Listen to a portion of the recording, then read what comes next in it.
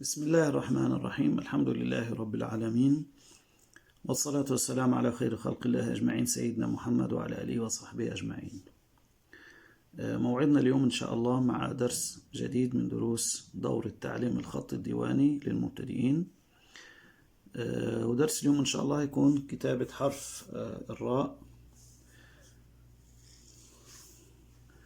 فزي ما احنا عارفين إن حرف الراء كما درسناه في خط الرقعة والنسخ إن ليه شكلين فقط، وفي الديوان هيكون في الشكل طبعا مختلف عن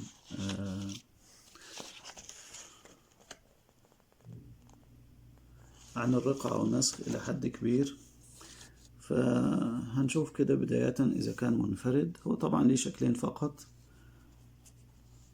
كان في الرقعة والنسخ خدنا بكده. هنشوف كده كيف هيكون في الديواني. فبنبدأ بالشكل المنفرد ونشوف الحروف اللي ممكن درسناها سابقا تكون معاه بأي شكل. قبل ما نبدأ في المقاييس والنقاط وكده، فإحنا بنقول نحافظ على مرونة الحرف. أولا ببدأ بسنة كده منحنية من أسفل إلى أعلى، ثم النزول إلى أسفل بزاوية تقريبا 45 ثم 180 درجة، يعني مساوي للسطر. يعني بعد النزول بزاوية 45 أبدأ أنزل ملامس للسطر، والنهاية تكون نحيفة بهذا الشكل. الطول عندي تقريبا هنا حوالي 4 نقاط. تمام. والانحناء زي ما احنا شايفين مرن. أمرن نفسي عليه كتير عشان ما يكون في انكسارات وأنا نازل، أو ما أنزل بشكل عمودي، يعني مثلا ما أنزلش كده وبعدين أعمل كده، الأخطاء اللي ممكن نشوفها. أو أكتبه بزاوية بعيدة مثلا كده، فهيطلع عندي الشكل غير صحيح. فنحافظ على الشكل ده. وبعض الأجزاء احنا عارفين انها لابد فيها من البطء، وبعض الأجزاء لابد فيها من السرعة والارتكاز على سن القلم. فهنعمل كده تاني، نكتبه مرة أخرى وأنزل بانحناء كده بسيط خفيف، وأرتكز على سن القلم الأعلى حتى ينتهي معي بنهاية نحيفة أو ضعيفة بهذا الشكل. تمام. نشوف مثلا الحرف إذا أتى بعده حرف الألف، ممكن يكتب بنفس الشكل اللي هو ده. نكتبه مرة أخرى كده. إذا كان الألف بعد الراء أو قبل الراء، نشوف كده.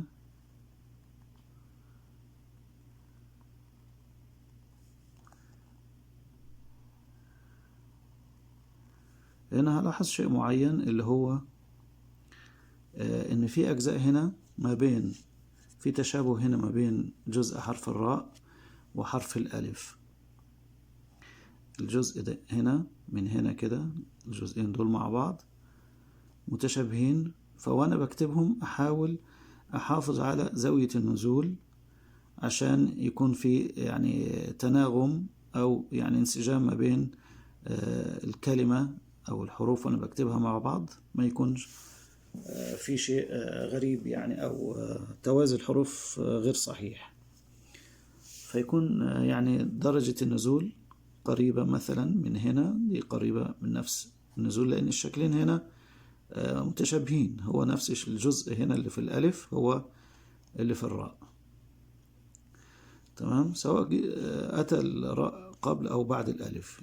لو مثلا كتبنا الألف كده وهنا نزلنا كده وبعدين ارتكزنا على السن عشان تكون النهاية نحيفة ومرتكزة على السطر، أكتب الراء أكون أراعي فيها الانسجام ما بينها وما بين حرف الألف.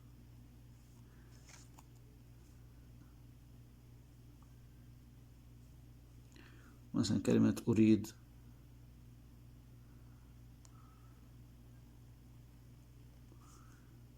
فأجزاء متشابهة فيكون زي ما احنا شايفين كده الجزء اللي في الألف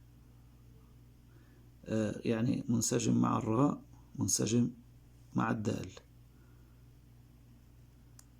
تمام. ده مهم جدا أحافظ عليه وأنا بكتب الحروف أو الكلمات اللي فيها أجزاء متشابهة. يعني ما يكون في حرف متشابه وأخليه بشكل مختلف أو باتجاه مختلف. لا، هنا يعني انتبه للموضوع ده بشكل مهم جدا. إن الأجزاء المتشابهة دي لازم يكون ما بينها انسجام في الزوايا وفي النزول وفي الارتكاز على السطر. نلاحظ كلها ارتكزت على مستوى واحد. تمام. ده بالنسبة للألف والراء. ممكن الراء إذا أتى بعده ألف نشبكه فيه، إذا كان ألف أو لام مثلا بيكون متصل مباشرة، يعني بهذا الشكل كده أنزل وأطلع مباشرة بالألف، سواء إذا كان ألف أو لام. يعني مثلا كده إذا كان ألف. تمام. يعني ممكن نكتب الراء مع الألف بهذا الشكل، أو راء مع لام.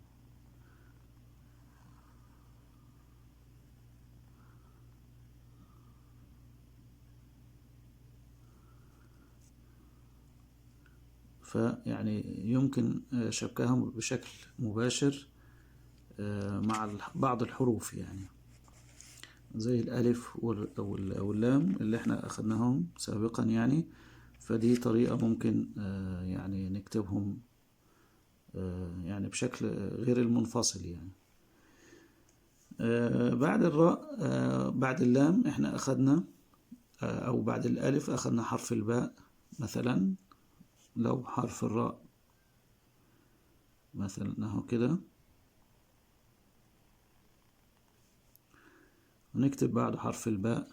الباء يتشابه أيضا مع الراء في الجزء ده، نفس الجزء ده كده، كأني هكتب باء كده وأنزل.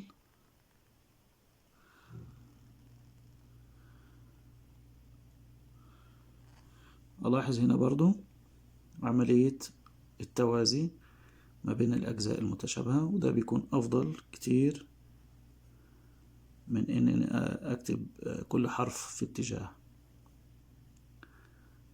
سواء الباء كانت مرتفعة ممكن نبدأ الباء بشكل مرتفع، بس أنا يعني حبيت أكتبها يعني على مستوى متقارب من الراء، لكن ممكن تكون مرتفعة الباء أو منخفضة، لكن القصد فيها إنها تكون نفس الزاوية في النزول. يعني لو كتبتها كده، سواء كتبت الباء من أعلى يعني مثلا من هنا كده،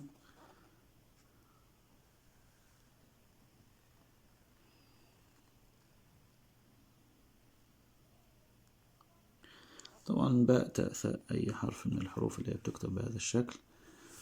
نصغر شوية بس التوضيح.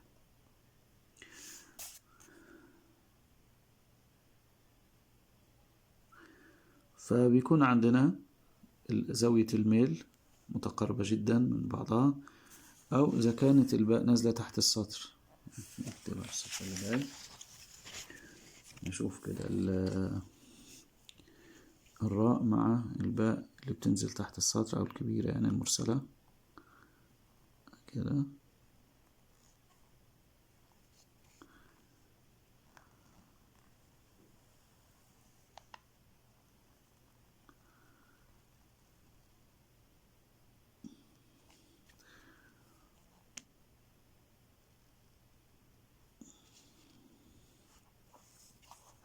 فممكن تكون عند الراء برضو يعني نركز حاليا على الجزء ده قدر المستطاع، إذا بدأ من هنا أو إذا بدأ من أسفل ممكن نشوف شكل تاني.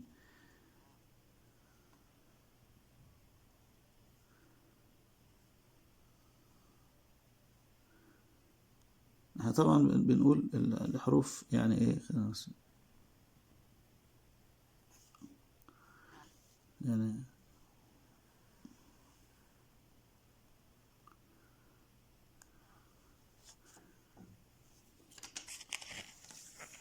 في بس شيء تحت الورق.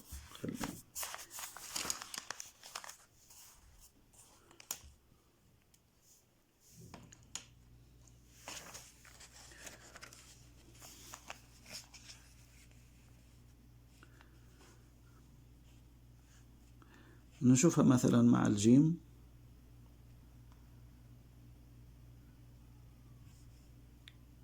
زي كلمة رحب،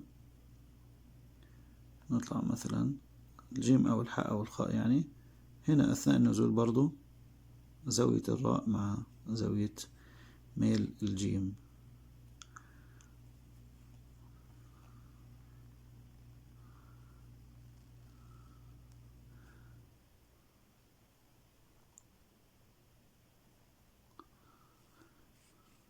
تمام. جيم حاء خاء، والدال لو الراء مع الدال اهي. الدال طبعا مكنش بعيد، بنبدأ كده قريب منها، خدناها الدرس السابق. هنا أيضا جزء الدال متشابه جدا مع الراء، يعني ممكن تبقى متصلة كده بهذا الشكل من أسفل. هنلاحظ هنا من هنا وهنا الجزئين دول هما نفس الشكل، فأحاول قدر المستطاع وأنا بكتب أخلي فيه بينهم يعني انسجام أو تماثل. تمام. ده بالنسبة لحرف الراء في إذا كان منفصل. عندنا بعد كده إذا كان متصل، يعني متصل مثلا الباء مع الراء، يرحب أو ترحب، أي سنة يعني وراها راء بهذا الشكل، يعني باء تاء ثاء ياء سنة زي ما احنا عارفين كده.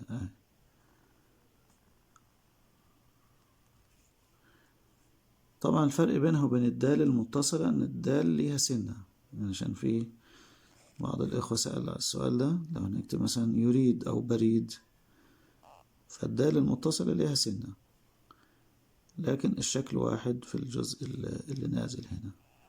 يعني إذا كان يريد أو بريد، فهنا طلعنا بالسنة دي بالنسبة للدال. الراء بننزل بشكل مباشر من غير سنة. تمام. فده إذا كان متصل، برضو مع الحفاظ على الزوايا، زاوية الميل.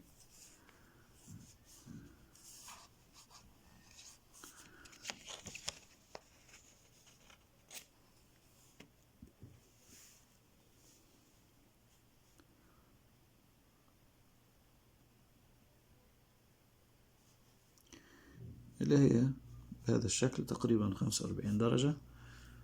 كلمات يعني كتير ممكن يعني نكونها من الحروف السابقة.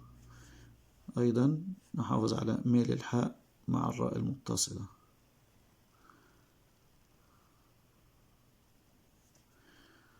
تمام. يرحب أو ترحب. الزوايا نلاحظ كده الباء والحاء والراء.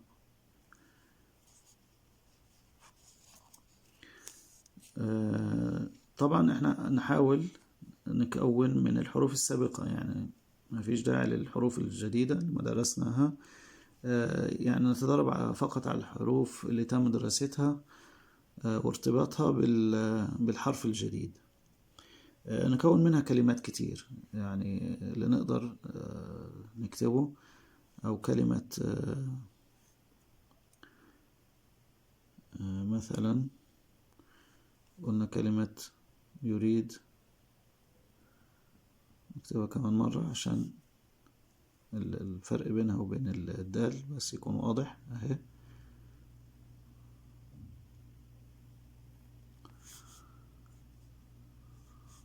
زي ما احنا شايفين كده الأجزاء دي متساوية هنا وهنا، ف يعني نحافظ على الزوايا ما بينهم، ما يكون كل حرف في اتجاه.